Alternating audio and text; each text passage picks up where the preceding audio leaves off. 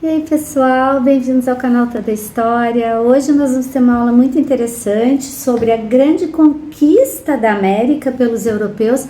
A nossa aula hoje é sobre grandes navegações.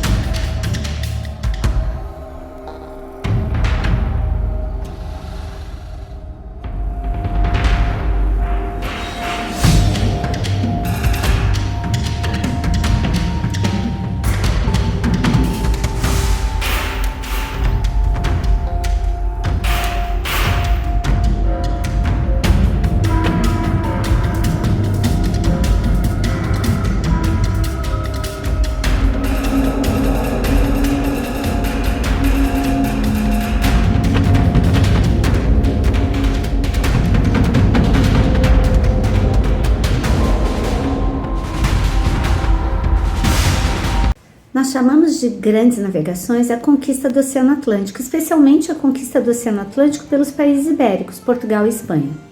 A partir do século XV começa a exploração do oceano e essa exploração se estende pelo século seguinte.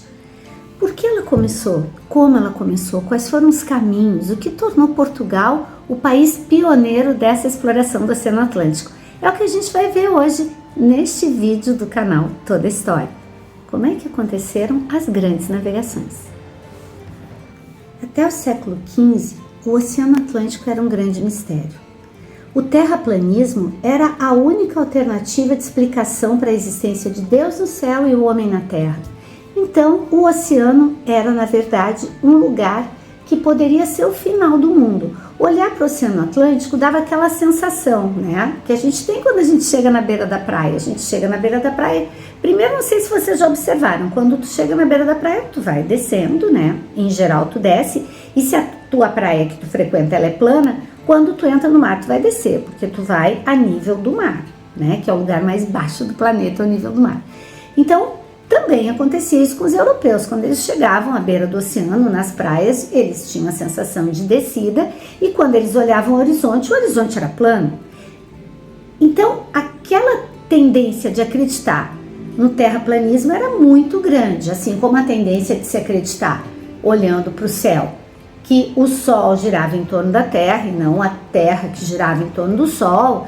Isso todas eram crenças que vinham de muito antes, né? E que no mundo medieval ficaram muito reforçadas pelas crenças religiosas. Então, lançar-se no oceano era um desafio enorme. E era um desafio que muitas vezes foi adiado, talvez por não se fazer necessário imediatamente. A sensação que chegar no final do mar ia te fazer cair num abismo sem fim, criaram muitas lendas, né? Como lá no final do horizonte tem um monstro imenso que abocanha os barcos, porque muitos barcos sumiam.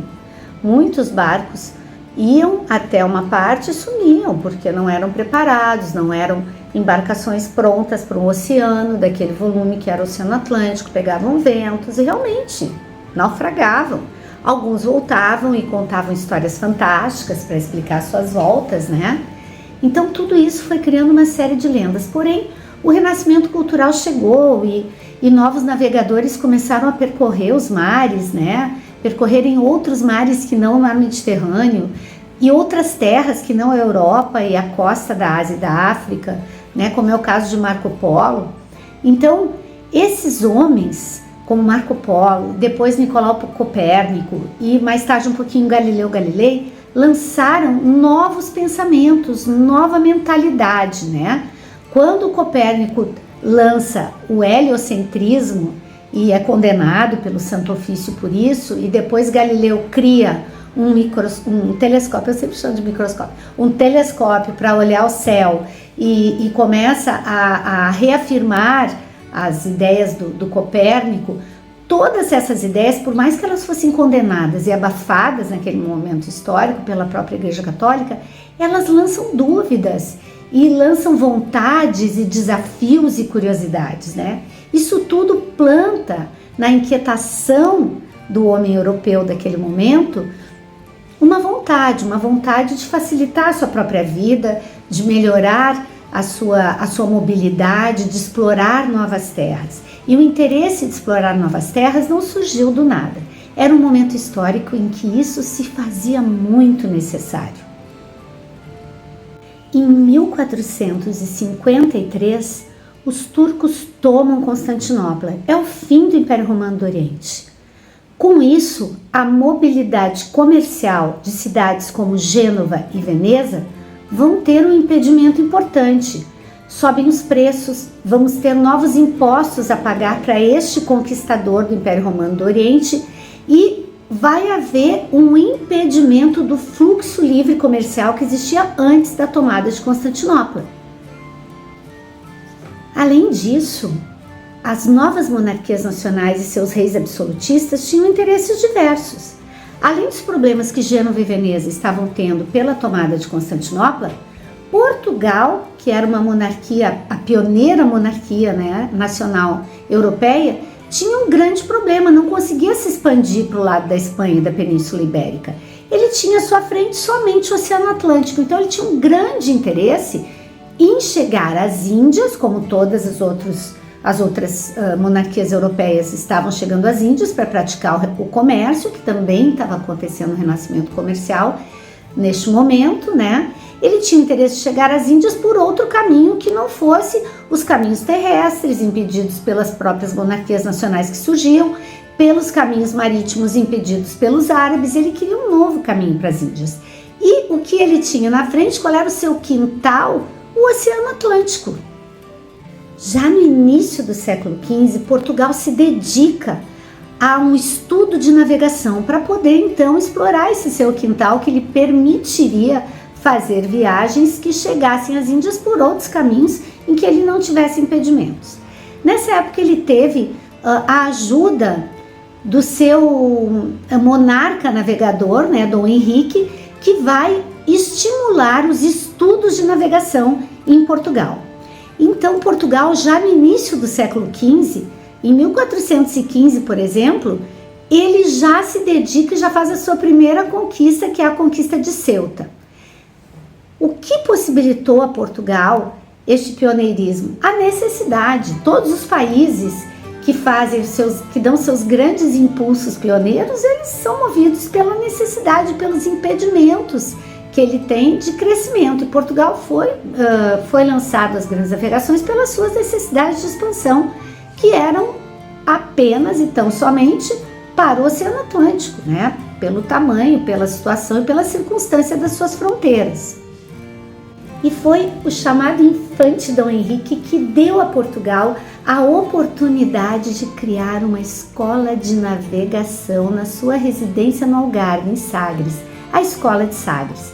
A Escola de Sagres não é um prédio, lá é a Escola de Sagres. A Escola de Sagres é uma maneira de construir navios, que foi desenvolvida no Algarve, né, que é o lado mais oceânico, porque o Algarve tem essa particularidade de ligar o mar Mediterrâneo ao Oceano Atlântico, né, de ser aquela parte de Portugal muito interessante de mar, que nem eu digo, de mar verde e azul, que é o Algarve.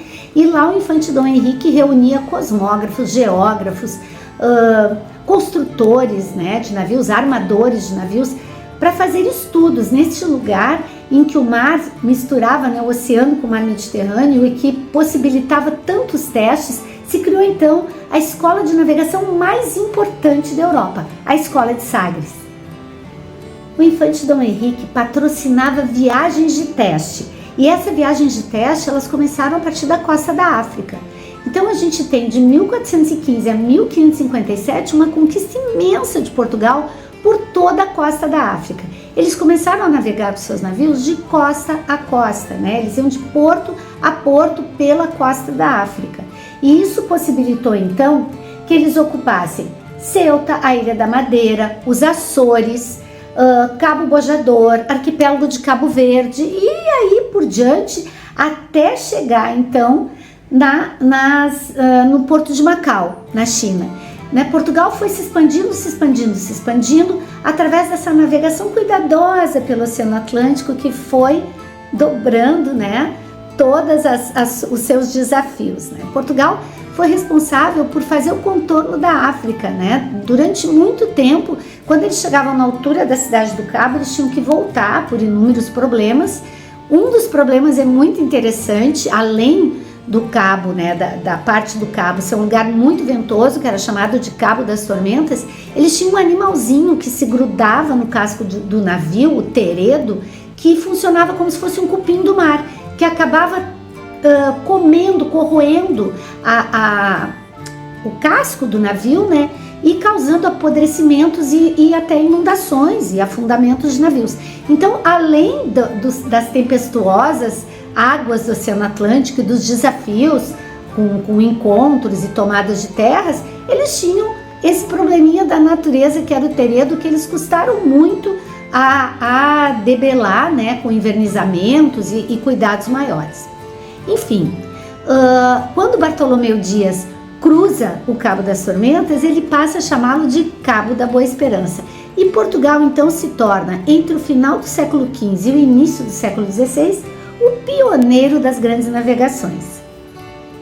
Então, em 1488, Bartolomeu Dias cruza o Cabo das Tormentas, chama ele de Cabo da Boa Esperança, e em 1498 Vasco da Gama consegue chegar à costa das Índias.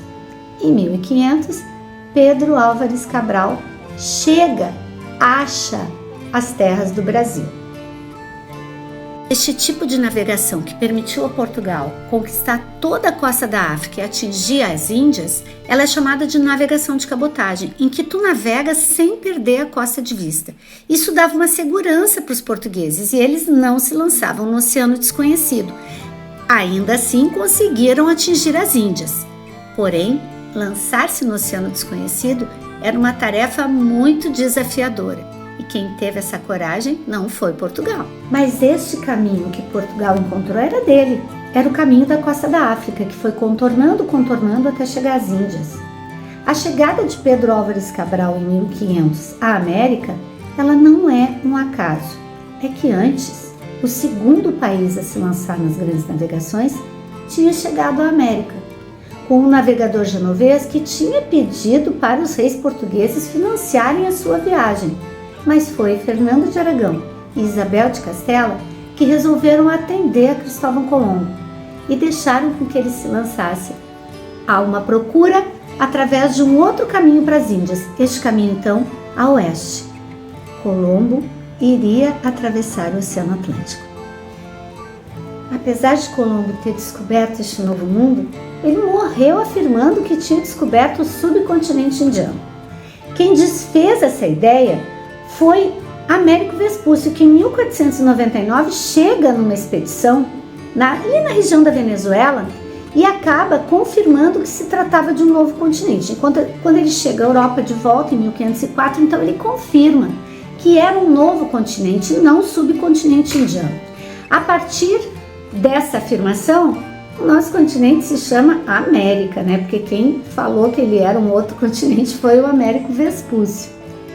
Depois das expedições de Colombo, em 1492, nós temos de 1499 a 1541 toda a exploração do continente americano até a foz do rio Amazonas. Então, países como Venezuela, Bolívia, Peru, Colômbia, toda essa região da América do Sul, da América Central de língua espanhola, foi sendo conquistada aos poucos, conquistada e dominada aos poucos pelos espanhóis. Diante disso, temos uma grande e desafiadora realidade. Aqui, essa terra tinha dono, e os donos eram grandes civilizações com processos civilizatórios adiantadíssimos, como é o caso dos astecas e dos incas. Antes deles, e antes da chegada dos europeus, a civilização maia teve o seu apogeu. Mas isso é uma história para um outro vídeo.